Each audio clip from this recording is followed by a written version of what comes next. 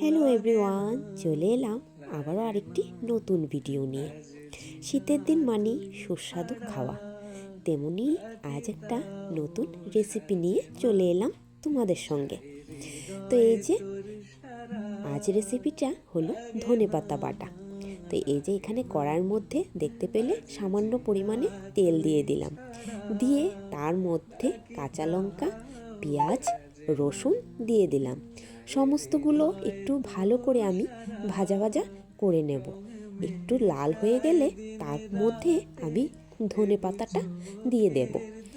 তো এই যে এখানে আমি সমস্ত ধনে পাতাটা দিয়ে দিয়েছি। তো ধনে পাতার পরিমাণটা আমার এখানে কম ছিল বলে তো অল্প একটুই ধনে পাতা দিয়েছি, আর শুধু পেঁয়াজ অর্ধেকটা দিয়েছি।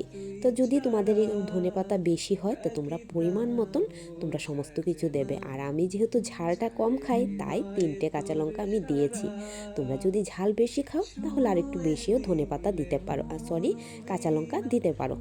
তো এই যে এখানে কিন্তু আমার সমস্ত উপকরণগুলো ভালো করে ভাজা ভাজা করে নিয়েছি। আর এই যে চলে এসেছি বাইরে। তো সমস্তটা এখন আমি শিলনোড়ার মধ্যে নিয়ে নিচ্ছি। শিলনোড়ার মধ্যে সমস্তগুলো ধনেপাতা তারপর যা যা আমি দিয়েছি সমস্তটা ভালো করে বেটে নেব। তো এই যে এখানে আমার কিন্তু সুন্দর করে সমস্তটা বাটা হয়ে গেছে। তো এই দেখো কি সুন্দর হয়েছে দেখতে ধনেপাতা বাটাটা। আর এখানে দেখো গরম গরম ভাতের সঙ্গে এই ধনেপাতা বাটাটা অবশ্যই তোমরা কিন্তু একবার ট্রাই করবে, দেখবে কতটা সুস্বাদু লাগে খেতে। তো এই যে আমি এখানে গরম গরম ভাতের সঙ্গে ধনেপাতা বাটা নিয়ে নিলাম। তো এখানে ভাত খেতে খেতে আজকের ভিডিওটা এখানেই শেষ করলাম। দেখা হবে নতুন কোনো ভিডিওতে।